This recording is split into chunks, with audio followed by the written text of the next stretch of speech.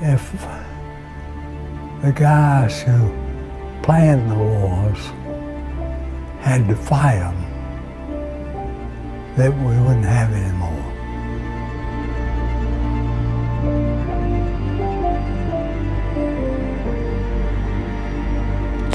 Bill P. Cumbaa, Captain, United States Marine Corps. I guess it was 1941. We joined up 1st Marine Division, of which I became a member, participated in 4 different operations: Guadalcanal, Cape Gloucester, Peleliu, and Okinawa. Well, I actually fought on Peleliu and Okinawa.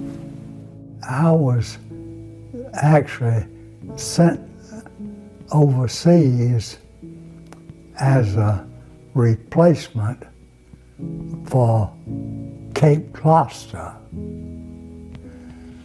But as it turned out, they didn't have as many casualties on Cape Gloucester as they had anticipated. And so I wasn't needed there. And so as a result, I was sent down to a little island called Peleliu. And as it turned out, Peleliu was to become the home base of the 1st Marine Division in the South Pacific. I was actually trained as a heavy machine gun officer. But when I got overseas, I found out that they didn't need heavy machine gun officers, but they needed rifle platoon officers. And so, as it turned out, in both of the major operations that I was in, I was a rifle platoon leader.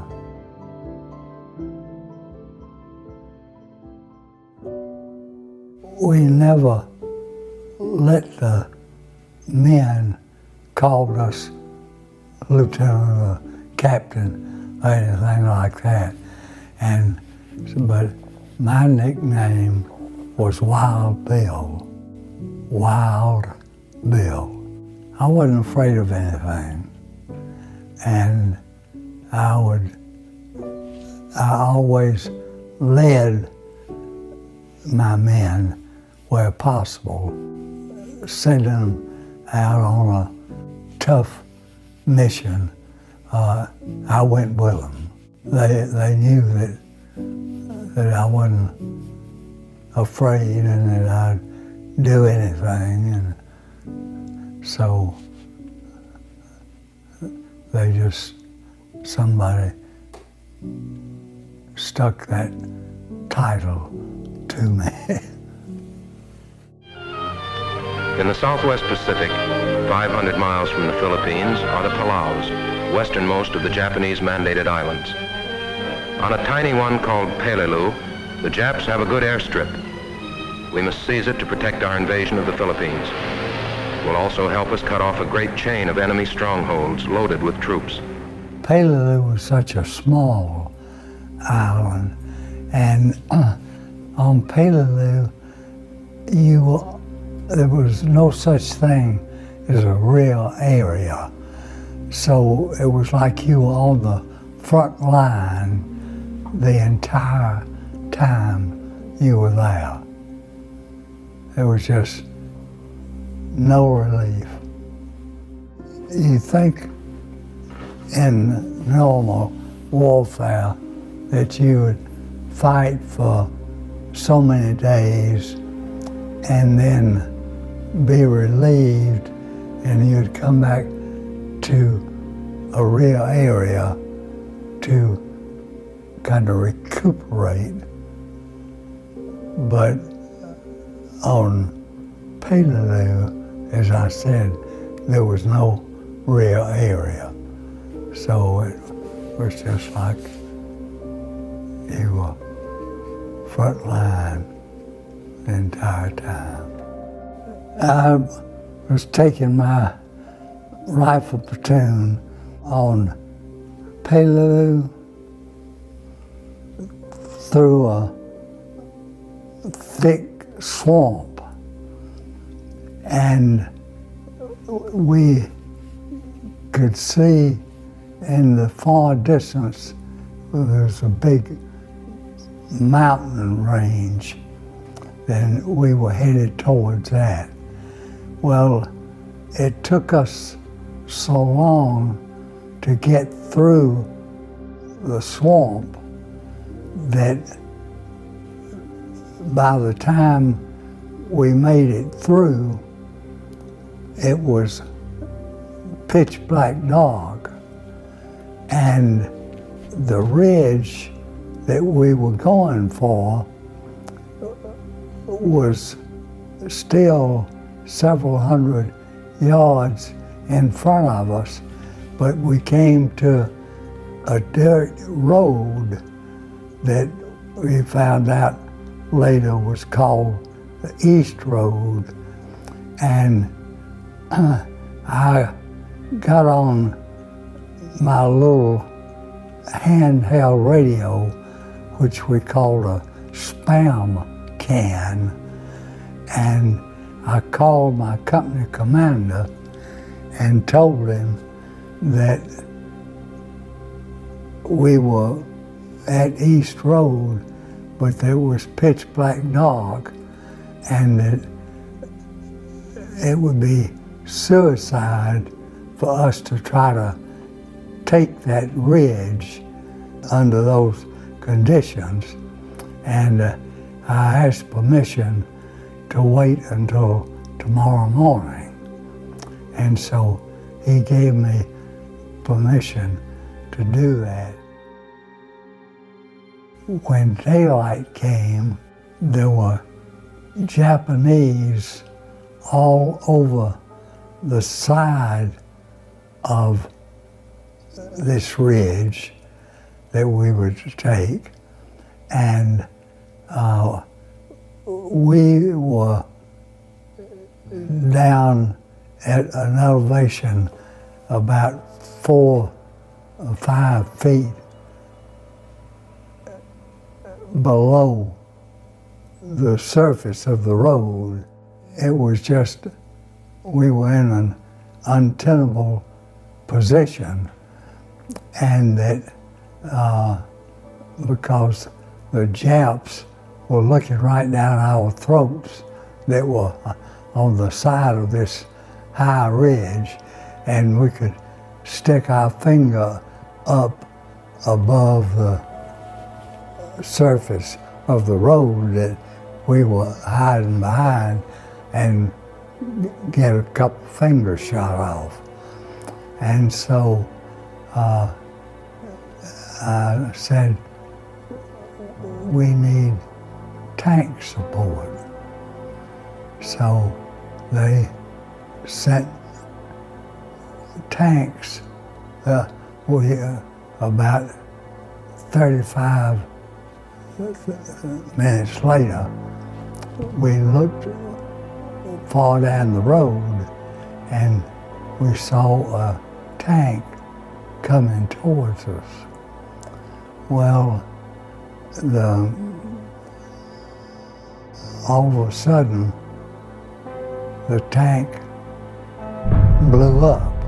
There was a Japanese hiding in a foxhole right by the side of the road.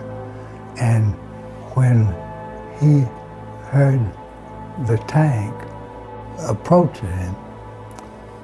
He got ready, and on his chest was strapped a big bag of explosives.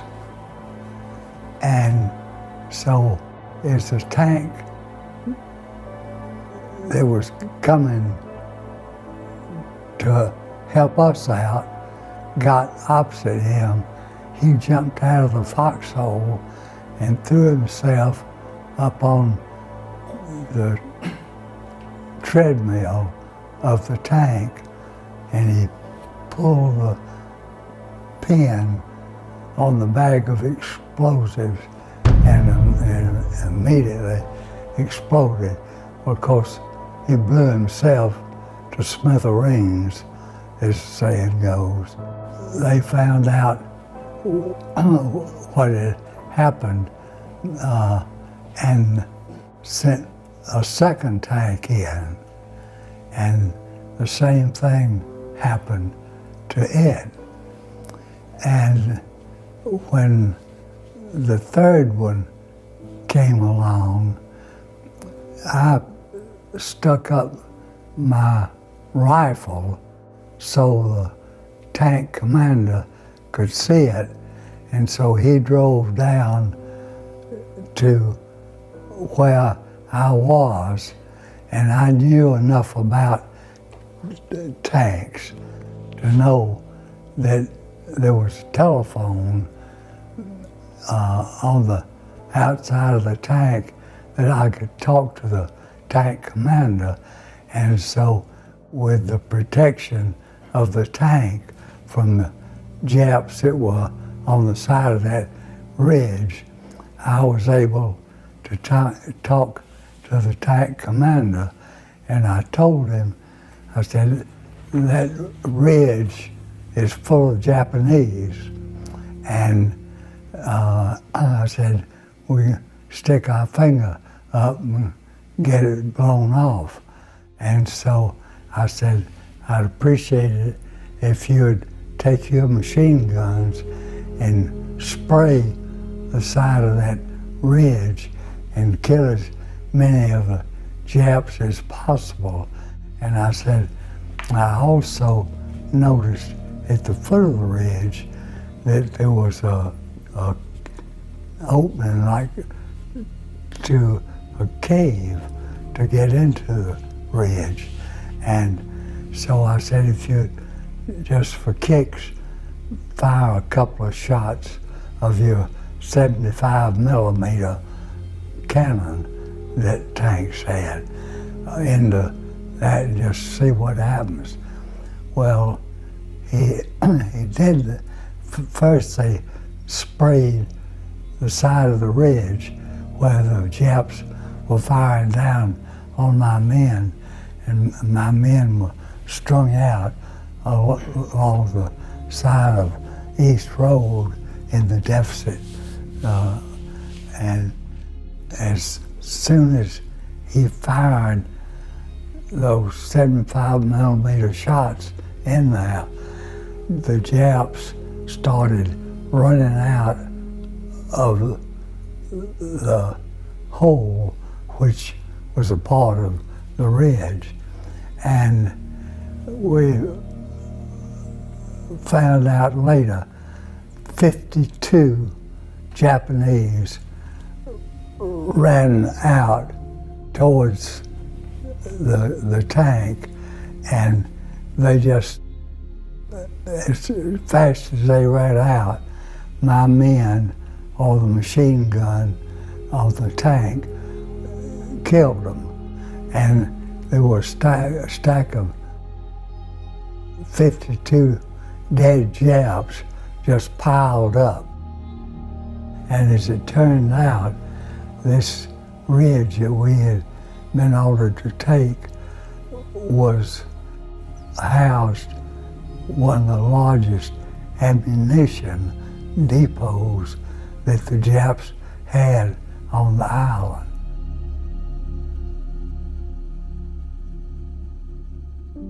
And so they cleared off the front of the ridge where they had been firing down on us. But my platoon was credited with killing 52 of the Japanese that were in that ammunition storage area. I was wounded, I guess, 3 times, but the last time we was on Okinawa. On Okinawa, we landed 6 divisions abreast of each other, 3 Army and 3 Marine. And we were walking down the street of a little fishing village called Itoman, I-T-O-M-A-N. And the lieutenants always had what we call the runner would always be at our side in case our radio was shot out of our hands or something like that, and we needed to get word back to the company commander. The runner would run back and relay the message himself. And the Japanese had planted a landmine right at the side of the road. And as we were walking down the road, my runner stepped on the landmine and it exploded, and it jumped up and blew off both of his legs just above the knees.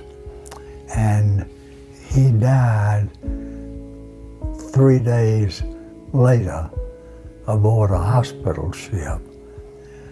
But the blast that he didn't get from the landmine explosion I received, and I had some pretty severe wounds from that, and I was hospitalized for 2 weeks getting over the wounds.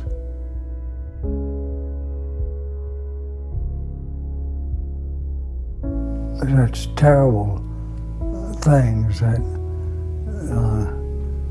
I just felt that nobody should have to go through an experience like that. But when you're attacked like we were at Pearl Harbor, you have to do something.